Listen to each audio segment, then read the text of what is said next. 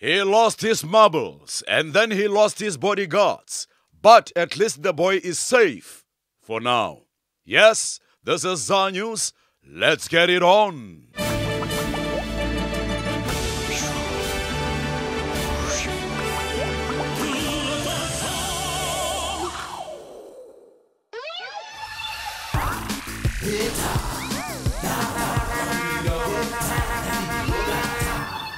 The police say that his life is no longer in danger and have taken away his bodyguards. But the ANC Youth League have stepped in to provide their president with security measures of their own. Yes, team. I'm very safe now. Ah, where are you, in fact, Mr. Malema? I'm here in this mine. The brave cadres of the Revolutionary Youth League have deployed me here, team. It is a very special plan. It is, Mr. Malema. How so? Firstly, team, these agents who are endangering my life because I'm threatening the wealthy bosses by nationalizing the mines, they will never look for me down here. Very clever, Mr. Malema. Yes, and if I'm staying down here for a very long time, then I'll be very popular with all the peoples of South Africa when they bring me to the surface. You say you are like one of the trapped miners from Chile? Yes, team. I must stay here. It is a sacrifice for the struggle. I see. And you'll be looked after down there? Yes, they are giving me the provisions every day. How? Where is the chicken from the Nando's? And where is Johnny Walker Blue? Aluta continua, Mr. Malema. Eish, it gets more and more difficult, this struggle. In a series of interviews given for the launch of his foundation, former President Thabo Mbeki has challenged South Africans to discuss a common identity for the country. Yes, Tim, Mr. Mbeki has warned in an unusually upfront way for him that divisions surrounding language, ethnicity and race were a stumbling block in attaining national unity and cohesion. No, Mahindra, if I may... Certainly, Mr. Mbeki, sir. Mbeki. Yes, Mbeki. I have merely expressed the opinion that you South Africans must deal with your issues yourselves. And what issues, Mr. Mbeki? I don't know what discussions are taking place in South Africa, so I'm not familiar with such issues. I see. But there must be some issues, like, for instance, your president. Who is your president these days, by the way? Anyway, has there been fundamental discussion in that regard? When will you attempt to shift the paradigms to finally agree with me about HIV?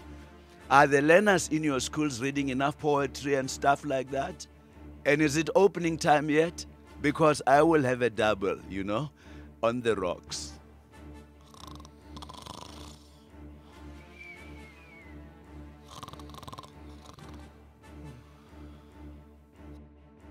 South Africa is failing to provide its citizens with a safe environment. A study by the American World Justice Project says we are next to last on its list of 35 countries, beating only conflict-ridden Liberia and worse than Nigeria. That is a very shady project, team. A very, very shady project. Oh, another one, General. Also, you will notice it is only 35 countries that are taking part in this project. Where are the other 150? Even so, General, to be worse than Nigeria, that takes some doing. Your critics would say that South Africa is a safe haven for criminals. That is because they haven't met this big mama here. But it's about the rule of law, General, not the rule of your big cannon. That is where you are wrong, team. The rule of law is the rule of Big Mama. Bada, bada, boom, boom, bang. And Big Mama is making it safe for the people. So you'd say, General, that there are people out there who feel quite safe right now? Oh, yes, team. Yes. Very safe. They feel very safe. Hello? Hello? Hello? Hello? Bloody agents! Where is the phone's reception? I'm very, very hungry now.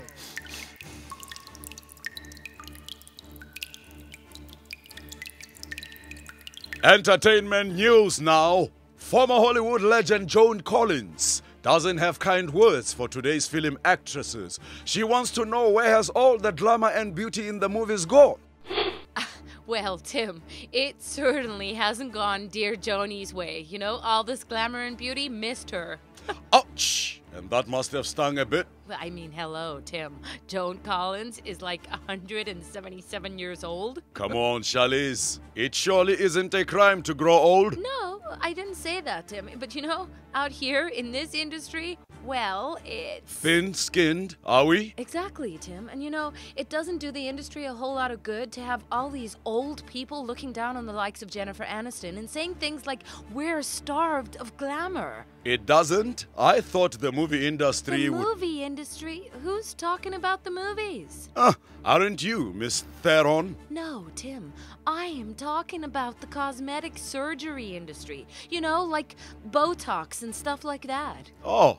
Yeah, you know, Joan Collins, she won't even have liposuction. She won't even have Botox. She'd rather do, like, exercise and eat sensibly. I mean, have you ever? What kind of message is that? Well, Those poor plastic surgery places, I mean, they barely survived the credit crunch, and now this.